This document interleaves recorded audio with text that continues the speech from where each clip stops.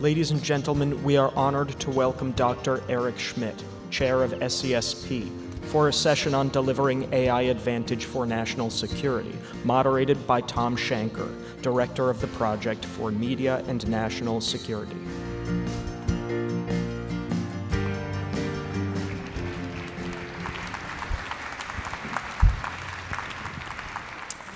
Good morning, everyone, and welcome to the Dulles Airport of Convention Centers.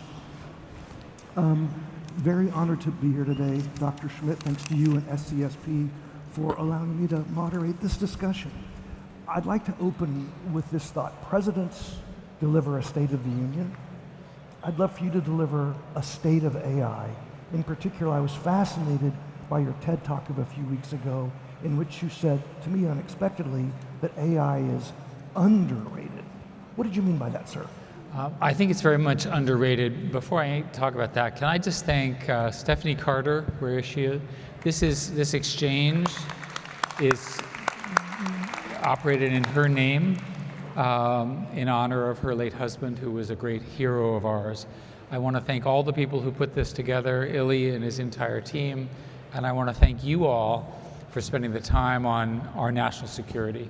I can't think of anything more interesting to work on, which is why we all work on it. So what's happening with AI, I think, is poorly understood. One, because it's really hard to understand. But the rate of acceleration of the explosion of knowledge is something that I've not seen before. And I want to give you a map which may give you an idea of why I believe that the AI revolution is underhyped. And as you know, everyone is talking about AI. Some people who are talking about it actually understand it. Let me give you the build. So we started off with, you can think of it as language to language. Let's say it's ChatGPT. Now we have 3 or 4 large corporations which are pushing to the next layer, which is essentially reasoning and planning. Take a look at OpenAI 03, take a look at the deep learning modules in Anthropic, Claude, and in Gemini Pro. It looks like DeepSeek, which is the Chinese variant, is coming at the same level. Indeed, the DeepSeek release a few days ago on the leaderboard that we use to measure intelligence beats Gemini Pro 2.5, which occupied the leaderboard for 1 week. The fact that a Chinese model has entered the leaderboard at the top should be of great concern to everyone here in this room, but I digress. So the path goes something like this. You have the Agentic Revolution, where you have agents that do things. A simple example is, I happen to have grown up in Washington, Virginia. I want to build a new house. I have an agent that identifies where. Let's say it's Arlington. I have an agent that looks at the rules. I have an agent that goes and finds the site and buys it. I have an agent that goes constructs and works with the architect. I have an agent that hires the contractor. And at least in America, I have an agent that at the end sues the contractor for failures to deliver, right? Now, why is that so? Why did I waste the time discussing that? I just described workflow. In every business, every university, every military, everyone here has that kind of division of labor. I just described how agents will do it under your supervision. That's an example of a revolution that's occurring right now. The next thing to understand is that I came into my professional life as a student, as a programmer. And I'm sad to say that my career is largely over.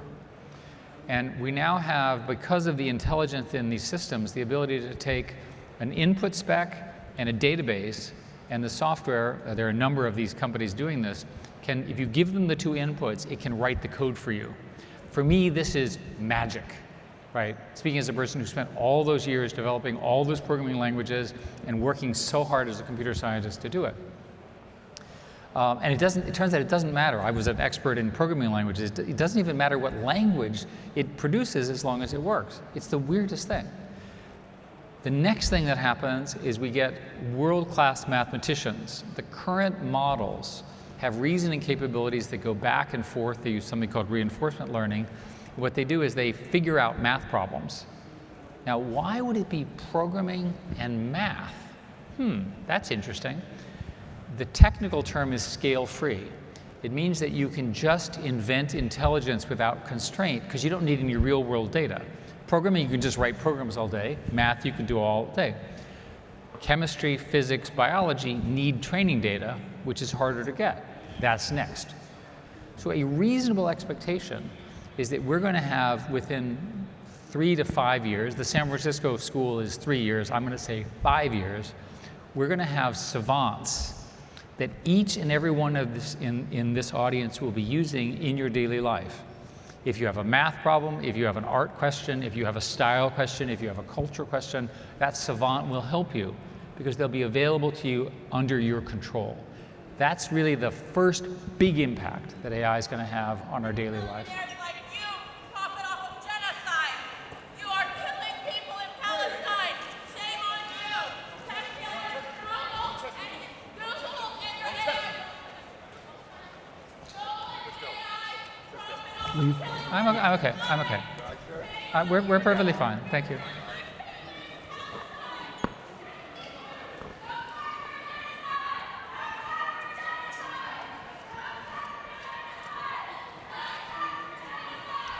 Thom, maybe you should ask the next question. Of course. So if you could help us clear some of the background clutter. You said that AI is underhyped. If one reads the public literature, there's the spectrum from AI will bring global peace, which we all want, or AI will destroy humanity as we know it. Where are you on that continuum? What's the best? Why don't we wait until the audience can hear us? Yeah. Do you need the question repeated? No. Yeah. Why don't you repeat the question so the audience can hear? I will. Thank you very much. In the debate between whether AI is overhyped or underhyped, in the popular literature, of course, the spectrum is AI will bring global peace, which we all hope for, or AI will destroy humanity. Where are you on that spectrum? What is the best that we can hope for in AI, and what most concerns you? So I want to make a set of points about AI. The first is the arrival, and I wrote a book with Dr. Kissinger on this called Genesis that you may have heard. The arrival of this level of intelligence is an issue as historic as the invention of electricity, the Reformation in history. It's arriving now while we're alive. That is like super cool, right? We will see a moment in history that people will be jealous that we saw it. So what does this mean? It means that you can build an AI doctor that works with healthcare professionals, that improves their performance. Most people don't have the benefit of the kind of healthcare access that we all have, right? That's a big deal. You can imagine an AI tutor that works with every student in the world, in their language, at their level of understanding, to learn however they do it. The ability, the biggest rule about life and Earth is the asset is the people. It's not the physical stuff and the machines and all that, it's the people and their education and their ability. It's always been true. We have an opportunity to use whatever metaphor you want, put on steroids, what have you, human intelligence at scale. Everywhere in the globe, from the smartest and richest countries to the ones that are struggling the most. That's the most optimistic scenario. It's also the case that some places will take advantage of this and some places will not. And I worry a lot that the gap between the richest and the poorest is going to get larger simply because the rich, which obviously includes us, can use these tools to affect quicker than the poor ones. And that's a geopolitical issue. There's a more serious issue, which I don't think people have thought through. And this may be the first time you hear it, so bear with me as I try to explain the argument. I live in a world of network effects, where when you invent something new, you end up with 90% market share. That's how tech works. And ultimately, the companies I've been associated with, or the companies I've competed with, have always ended up in monopoly scenarios and discussions with the government and so forth. In conflict between countries, you could have something similar. Let me give you an example. If you believe, as I do, that this is the growth rate of AI with humans, and if you believe, as I do, that at some point in the future, like in the next few years, maybe in the next year, we will have AI-based AI researchers. In other words, non-human AI researchers. So let's say you're OpenAI and you have 1,000 such people, or one of the other companies. How many AI researchers can you add to the humans? 1 million. You're limited by electricity. This is why these data centers that are being built are so huge, because they need that much power. And furthermore, those AI researchers, all they need is power. They don't quit, you don't need to feed them pizza, they don't go to competitors, all of the problems. So it looks pretty attractive to me as a CEO. So at this point, your rate of innovation is going to get stronger. Okay, so follow me. So let's think of it at a national level. Let's say that America, you're going to represent America, has this kind of an angle, and you're getting really close to superintelligence. And superintelligence is defined as intelligence greater than the sum of humans. And we believe we will get there in our lifetimes. Most people think 5 to 10 years. I'm going to say 6 as a prediction. At this point, let's pick a competitor country. The most obvious one is China. And China, again, very smart, very strong, knows what they're doing. And I'm China, and I'm 6 months behind you. Now, in normal conflict, we would have a meeting, and you would say hello, and I would say hello, and we would say, well, we're kind of close, but you're ahead, but I'm catching up. So sounds like it's kind of stable. It's not stable, because if I'm the one behind, I'm sitting there thinking that if you get to this slope, I'll never catch up. That's the key point. And this doesn't make any sense to a normal person because you don't live in network effect businesses. This is where I live. At this point, I'm going to say, speaking as your opponent, what am I going to do? I cannot let you get to the point where I can never catch up. Because once I can never catch up with you, you can invent stuff that can destroy my state, my whatever it is. What are my choices? I can steal your information. The correct thing for me to do is to plan to bomb your data centers. Well, that's a pretty bad outcome. Similarly, if I'm China and you're the United States, and China is 6 months ahead of the US will have the same question. So we've been working on what is a doctrine for this, and no one has ever discussed this. Our best idea is called mutual AI malfunction, where you end up with a dynamically stable geopolitical thing, which is similar to mutual assured destruction, based on the ability to either slow down each other side or otherwise control the progress. We will see if these ideas are true. We're going to face a whole new proliferation regime for which the intellectual background, the science, the writing, the doctrines that kept us safe in the 1950s have not yet been invented. That's why this is so interesting as a national security matter. So it sounds like deterrence is over, at least traditional deterrence. So where is the American military today in AI? What is it doing right? Where is it putting us ahead? And where do you see the gaps where the American military is falling behind? Well, the US military did this project called Maven, which has been a huge success. And Maven, at the level that I can talk about it, uses a library called YOLO, You Only Look Once, and you train it to look for things. And it's an open source library, they do it all the time. And you can imagine, I've spent lots of time in the Pentagon, they spend an awful lot of time looking for things. It's much smarter to have the computer looking and the human being alerted if it finds something. And that's a trend that's a change in war. I think a better way to state it is to say that we face a major phase transition in national security, and it's because of robotic drones. You saw this in the attack over the weekend in Ukraine. I spent a lot of time advising the Ukraine government on these matters. And as you know, what they did is they did a secret operation where they used FPV drones that were local to an airfield, and in very secret ways they managed to unleash them and destroy billions of dollars of aviation hardware. One of the core things to remember is that aircraft are extremely easy to disable if you get close to them and you're evil, or opponents, or what have you.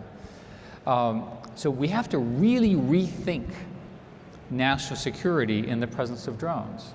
A fair reading is that we, as a nation, do not have very good counter-UAS, counter-drone activities.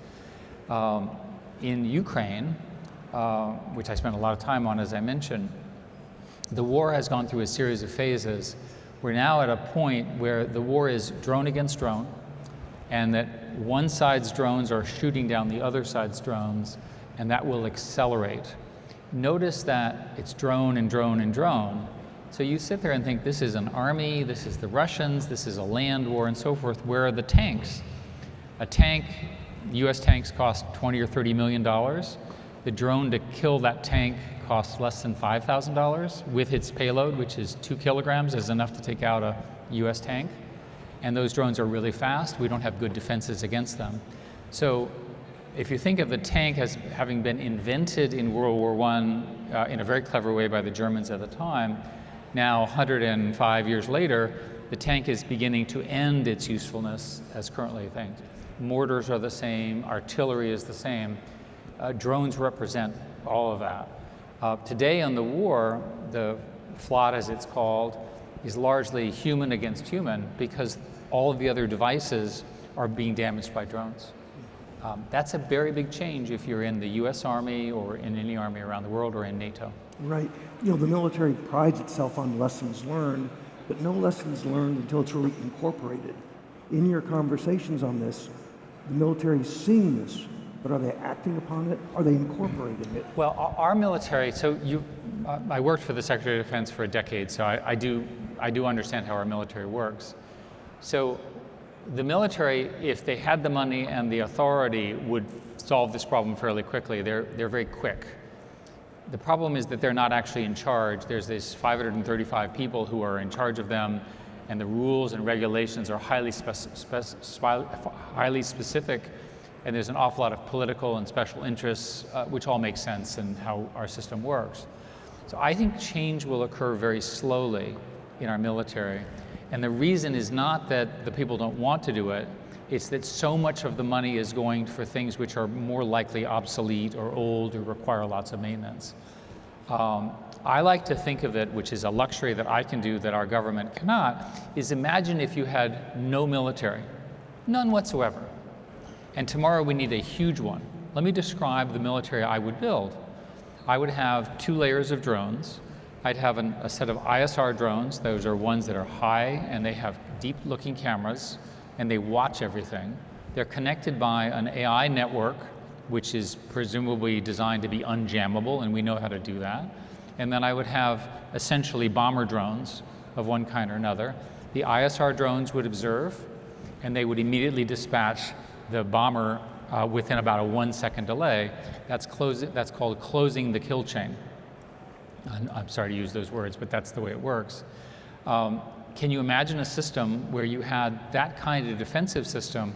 It would be essentially impossible to invade a country by land. Now let's think about, again, remember, I have the luxury of having no military at all. What would I do in the ocean? What I would do is I would build underwater ships. Bear with me. These underwater ships only sink 6 feet down, and they're, of course, they don't have people on them, because I don't want to have oxygen and people and all that underwater. And instead, they operate in stealth, because you can't see in the water very well, and then they attack whatever the targets are. What would I do in the air? This is not yet solved, and I don't have a good solution for this. I'd figure out a defensive system that would go after ballistic missiles from local sources. So we have incredibly important military assets around the world, we America. I want them to be protected by essentially drone swarms that are completely defensive. I think all of that is not rocket science. I mention this because I now bought a rocket company. I do understand rocket science, and this is not rocket science. This is easily done, easily designed. There's an entire set of companies in America that want to build this. Many of them are here at our show, and we're very happy to have them here. I want a small amount of the government's money to go into that industry. And by the way, it's cheap. It doesn't require building $18 billion aircraft carriers. And the personnel costs associated. And of course, the personnel cost. And the other thing about automation, remember, is that you have fewer people, and those soldiers are doing higher skilled tasks. In my military service, I was always struck by how we would take these young men and women in uniform and make them do stuff which was incredibly boring, right? They would just watch a screen all day. Why are they watching a screen? Have the computer watch the screen, and we'll have the humans have coffee and think about strategy, which is what humans are good at. I want to sort of, I've been thinking a lot about what does the future of robotic war look like? And there have been a number of analysis of this, and I don't think they've quite got it right. In Ukraine, you see the beginning of it. Ukraine is building, I think the public number is, their goal is like 5 or 10 million drones per year. I don't know the Russian number, but I assume it's similar. What does the world look like as a military matter in a conflict with that many drones? So let me give you an example. Again, you and I are opponents, which we would never be, and you have a... I would lose. No, you wouldn't. You have 1 million drones, and I have 1 million drones. And by the way, every drone you have is different. Some of them are long range, some of them are short range, some have good vision, some have bad vision. I have a different set of drones which are also disaggregated. They're different. So you and I are going to have a conflict, and I know you're smart, and you know I'm smart. How do I organize the battlefield? I use reinforcement learning.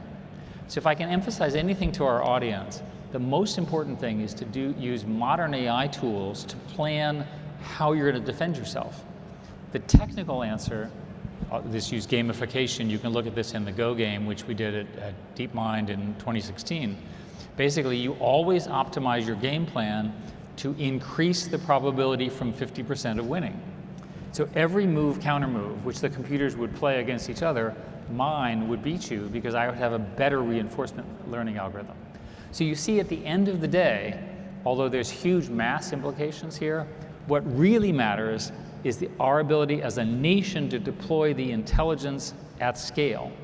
And people are working on this. I think this is one of the most interesting computer science projects in the world today.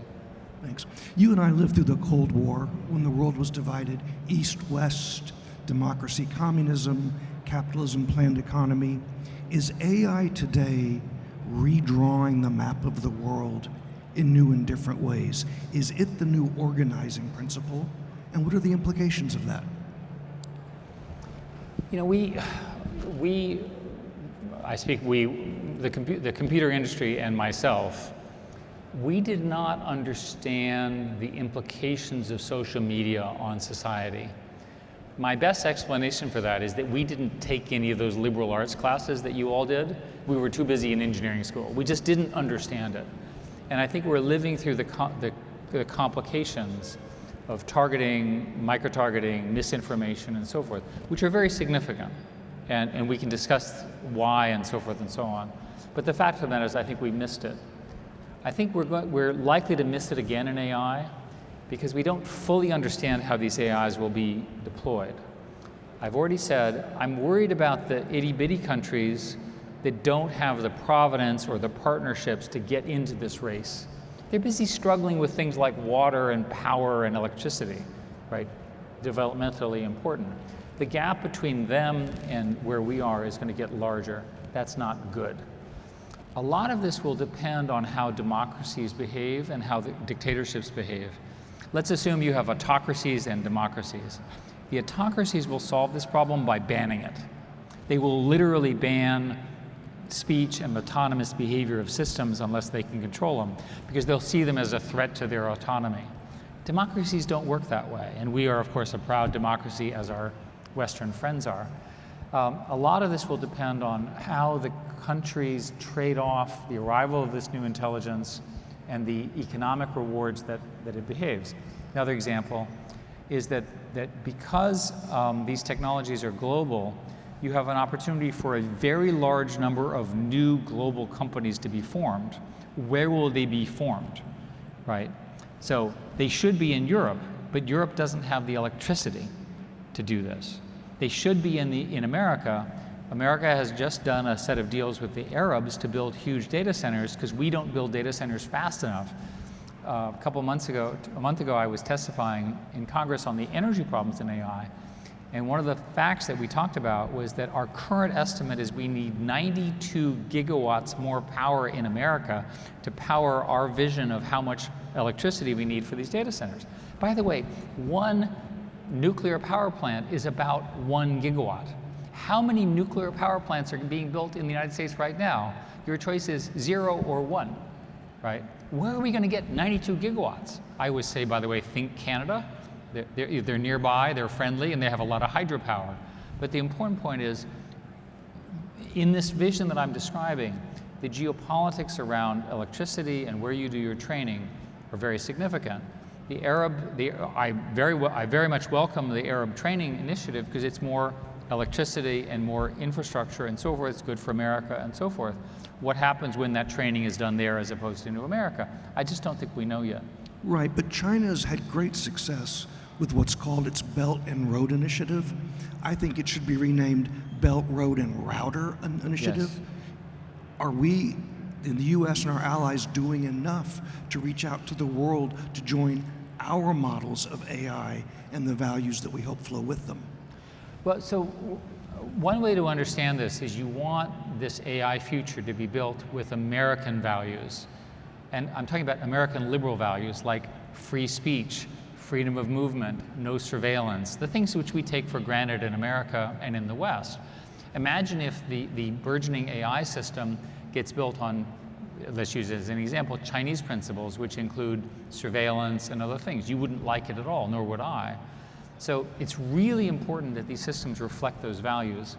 My guess, without understanding it, is that you're going to end up with a bifurcation. The Western models, which are essentially democratic and messy, and the Chinese model, which will be very controlled and very powerful. And that's a fight, right? There are reasons to think that centralized models work better. There's reasons to think that decentralized models work better. And in an interesting twist, which I think people don't appreciate, the Chinese strategy to compete with us is to do full open source open weights.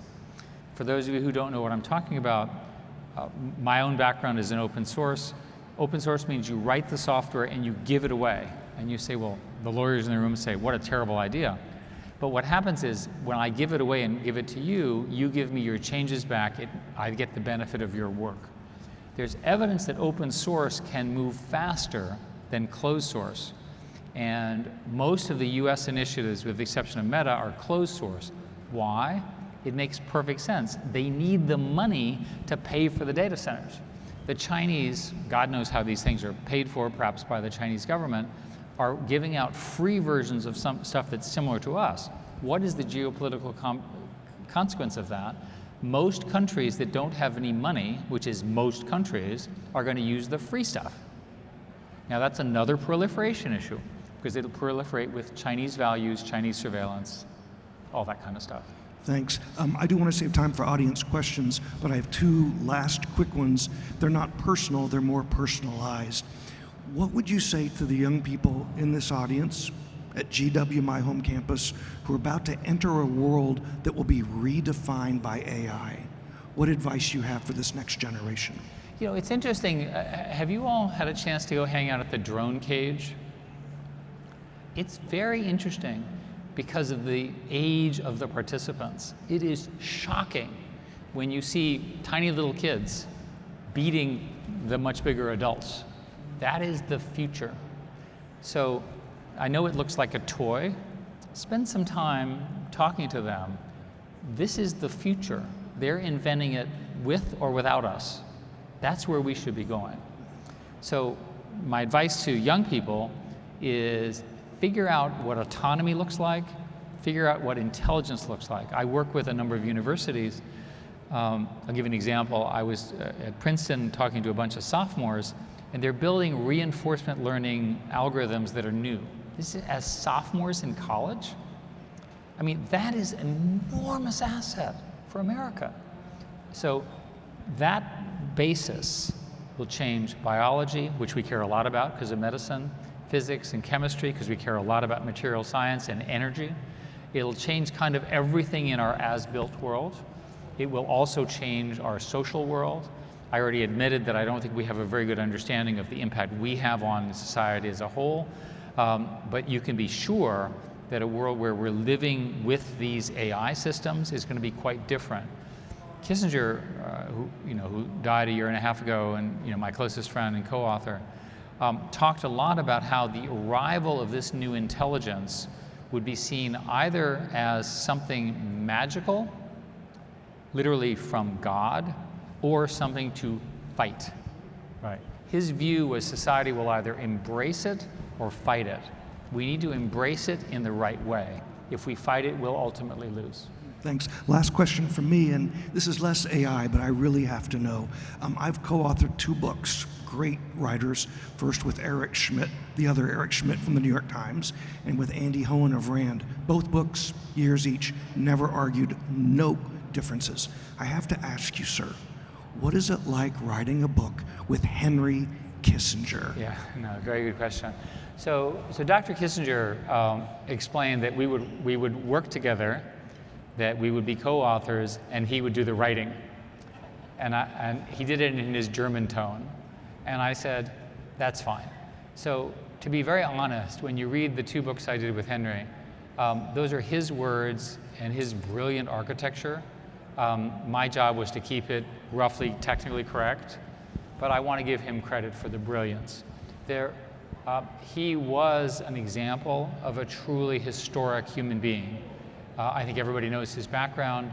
I think one of the things that we should celebrate is that today there are new such people, younger, who will have the same impact on us as he did in this new age.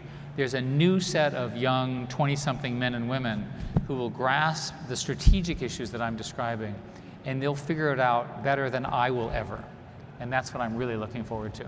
Thank you for that answer. I really appreciate it. So we have time for questions from the audience.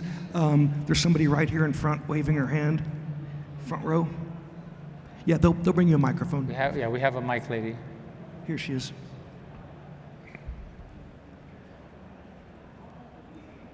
And do we have a second mic somewhere? Yeah. Can you find somebody else next? Yes, ma'am. Hello, I'm Dr. Gonzalez from IGHFI. I would like to know from Mr. Schmidt, what is your opinion in terms of the current war, Russia-Ukraine, but in terms of the AI capabilities and how the U.S. can support Ukraine to achieve that using the AI tools? I had trouble hearing because of the echo.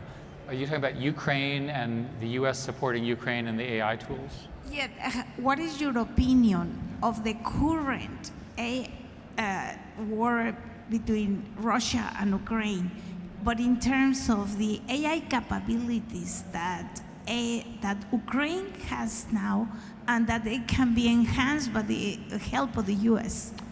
So first place, the U.S. has strongly helped Ukraine, and it's important that that help continue in many, many ways. Ukraine is building a new kind of war along the lines that I described with American help, but they're the ones that are fighting. They're the ones that are inventing it with our assistance. Russia appears to be learning quickly. Do not underestimate the Russian bear.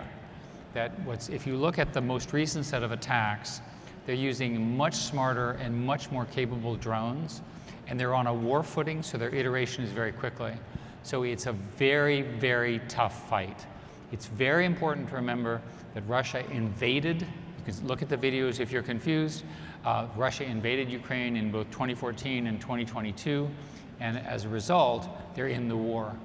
I personally believe that at the end of the war, whatever the structure is, Ukraine will be the most modern military sense in the area of AI and drones for that reason. Thank you. We have a microphone here. Thank you, Patrick Tucker from Defense One. Good to see you again, Mr. Schmidt. As you know, the United States Department of Defense operates under a voluntary AI ethics principles list. It's very long, it's very detailed, more so than many corporate AI ethics principles lists. And at the Defense Innovation Board, you were instrumental in helping to create that list. What is your confidence that that AI ethics principles list in the Department of Defense can persist in the current political climate? And how do you see it potentially changing as Russia and China adopt more aggressive uses of autonomy in warfare? So thank you for that question. I was the head of the Defense Innovation Board, and we actually wrote the AI ethics principles that then the military adopted. So I clearly have a bias that the ones that the military has adopted were correct because we helped write them or essentially wrote them and then they modified them. The core principle here was that we wanted human control over these systems. I feel very strongly that we do not want automated weapon systems. Bob Work, who I worked with, distinguishes between automatic weapons and automatic weapons systems. You do not want a defense system that has no human control. Just watch Dr. Strangelove as a movie. So that inside the Pentagon, the man in the loop has been changed into meaningful human control. And the way it's interpreted, sorry for the technical answer, is that if you know there's an enemy in a defined space and a defined time with real intelligence, it's okay to use AI to go after that enemy. That makes sense to me. I think that this is generally agreed to within the Pentagon in my conversations, and I think it will hold. Whatever the Russians and the Chinese do will undoubtedly be different. As you know, they don't have the same rules, for example, about nuclear weapons. And I think the US ones are correct. And that's an issue that diplomats talk about all day. But I'm comfortable with where we are, and I don't think it will change. Thanks. There's a question in the far right corner. John Cumber's SynBio Beta. I find it fascinating your comment about the biological data sets and the mathematical data sets being unlimited and the biological and chemistry being ones that we have to collect and be proprietary. I read your op-ed in Time magazine about your work on the National Security Commission on Emerging Biotechnology, and particularly the amount of effort that China is putting into biological data sets right now. I'm curious if you could talk about your work on the commission, but also talk about some of the data sets that we don't have in biology that you think the US should have. So very good question, and thank you for referencing that. I was a small contributor to a National Security Commission on Emerging Biothreats, as you mentioned. We issued a report about 2 months ago, month and a half ago, which I encourage everybody to read. It's pretty startling that first, it appears that it's relatively easy for AI systems to build biological variants. The most obvious one is take an existing bad thing and modify it so that our defensive systems don't target it.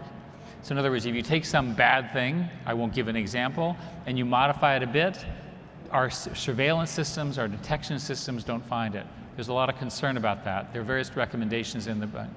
The other thing that we talk about at the non-classified level is that it sure appears that China has a major program in these areas to collect it, which is consistent. I'm not a biologist enough. You're probably much smarter at this than I am. The way I say it is we fundamentally have a pretty good idea about proteins, and we fundamentally don't understand anything about anything else, and there's a lot of the rest in biology. We need major programs to basically at the lab and research level collect those and put them in the appropriate databases. I am worried that public disclosure of these databases could lead to bad outcomes. So in general, these things should not be released to the public, but they should be controlled by the government for that reason. Thanks. The question first with the microphone here. So I have a question about the extent to which you think there are any policy changes that need to occur for the increased adoption of drones that you were mentioning needs to happen? Or is it just a matter of putting dollars in a different place? If this is too much overlap with Mr. Rucker's question before, I also wonder if you could address where you are on the kill switch debate, what I'm going to shorthand as the kill switch debate, which is, if we want to export chips to places that are sensitive, third countries, and there's this idea that we need to be able to shut down a data center, but then there are concerns from people who worry that will hinder competition from incumbents. So on the latter question, Dan Hendricks and Alex Wang and I wrote a paper on superintelligence where we precisely recommend that the chips that are manufactured have unique IDs so we know where they are. And that is a technological, makes it very easy. What you do with that is up to the governments, and whether another country would allow us to have a kill switch or what have you, I don't know. But at a minimum, we should be able to know where the chips are. I need to emphasize that our argument is not quite as strong as I'd like it to be, because as AI moves, it moves to what is called test times training, where it's learning as it goes. So I'll give you a bad example. You take the DeepSeek library, which is open and free, let's say you're evil, which you're not, and you start training. It's relatively easy using simple chips to make it smarter and smarter and smarter. And that means that the proliferation is much harder to deal with. And remind me of your first question. It was about whether any changes need to happen, policy changes for facilitating drones. So, Especially guardrails. So on drones, let me just say that in general, we don't have the right places for our military to do interesting things with drones. And so let me just summarize it as real drone war starts with jamming. You know, those drone buster things, they don't really work in war. Maybe they work at home, but they certainly don't work in a war. You need a space, which requires permission from a lot of parts of our government, for our military, and I'm strongly in favor of this, to actually test these systems in what is the likely scenario for war. And that has to be somewhere on land. America is blessed with a lot of land. I'm sure we can find some places where that allows. But when you talk to our military, they explain that there are all these strange laws that mean that they can't fly above this altitude and they can't emit this signal and so forth. That's not appropriate for our signals. The general question of guardrails is called the alignment problem. How do we keep these systems aligned with human values? The tech companies are doing a really good job of testing and getting rid of the worst aspects of it. I think we're okay for now. In the industry, there's a concern that as the proliferation occurs and the models get more broadly used, people will strip those protections out, and you'll end up with a naked, raw, bad model that could do something like the biology question. Well, we are out of time. Thank you, all of those attending today, for your attention and questions. Dr. Schmidt, great discussion. And let me say SCSP. Thank you all again for spending time on this. This is so interesting and it's so important. Thank you to the entire SCSP. Thanks to you, our friend for a long time, but thank you again for coming. Thank you.